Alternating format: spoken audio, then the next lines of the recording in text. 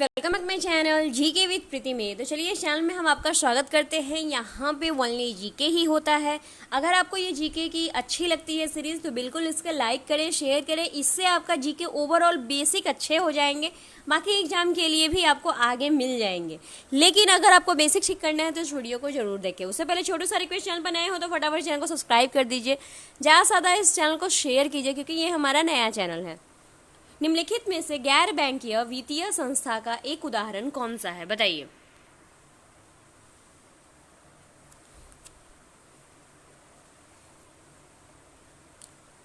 तो वो कौन सा संस्था है? तो LIC है, जो कि क्या है, गैर बैंकीय वित्तीय संस्था का एक उदाहरण है। निम्न में से कौन सा कभी भी भारतीय रिजर्व बैंक के गवर्नर नहीं रहे हैं?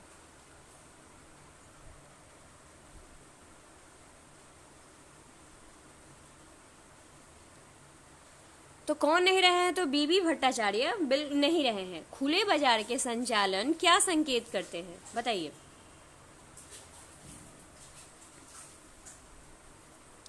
तो खुले बाजार के संचालन भारतीय रिजर्व बैंक द्वारा सरकारी प्रतिभूतियों की खरीद और बिक्री, जो भी सरकारी एसेट होते हैं उनकी जो सेल एंड बाई जितने भी होते हैं उन सबको क्या करते हैं, तो उन सबको रखते हैं। चलिए नेक्स्ट चलते हैं। दुर्लभ मुद्रा किसे कहते हैं, बताइए।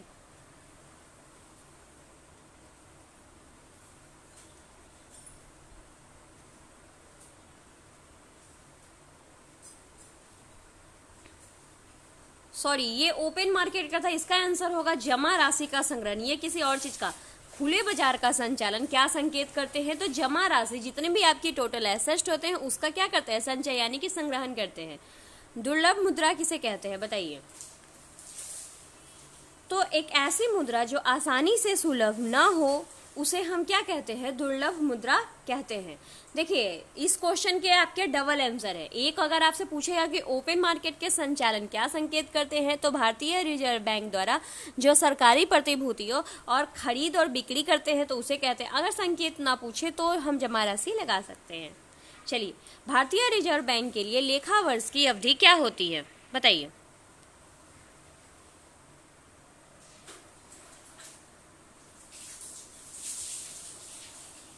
तो जुलाई से जून होती है। क्या होती है? तो जुलाई से जून होती है। चलिए नेक्स्ट चलते हैं।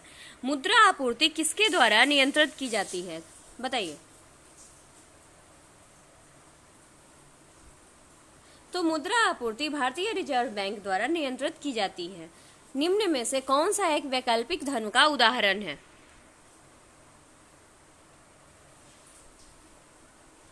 तो वैकल्पिक धन का उदाहरण चेक है। भारतीय रिजर्व बैंक मुक्त बाजार का क्या तात्पर्य है?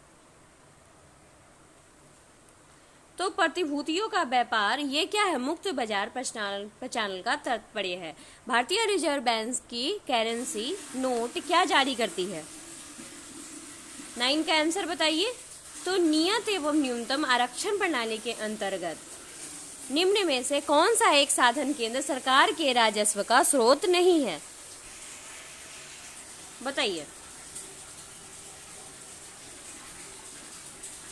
तो कृषि आयकर सरकार के क्या है, साधन के स्वयं का स्रोत नहीं है। चलिए नेक्स्ट देखते हैं। Just a second.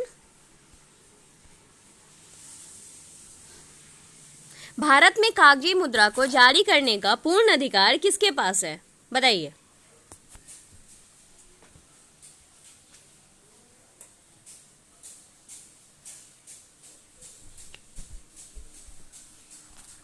तो भारत में कागजी मुद्रा को जारी करने का पूर्ण अधिकार भारतीय यानी कि RBI के पास है। किसके पास है? तो RBI के पास है। नेक्स्ट चलते हैं। भारत सरकार की सबसे अधिक राजस्व करने वाला एकमात्र स्रोत कौन सा है?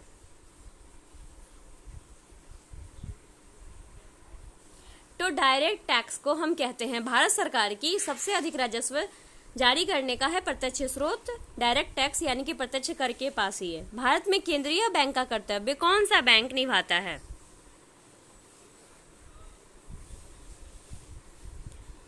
तो भारतीय रिजर्व बैंक निभाता है। बैंक वह दर है जिस पर क्या होता है, बताइए।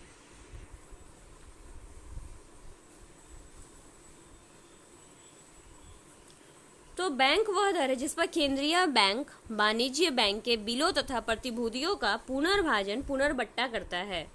निम्न में से कौन सा एक सार्वजनिक क्षेत्र का उपक्रम है, बताइए।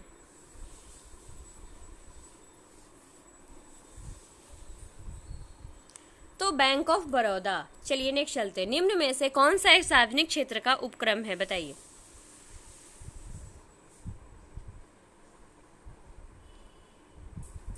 तो सिंडिकेट बैंक भी सार्वजनिक क्षेत्र का उपक्रम है। अंतरण अदायगियों यानी कि जो अदान करते हैं यानी कि देते हैं, कैसे करते हैं पे, तो उसका अभिप्राय क्या होता है, बताइए।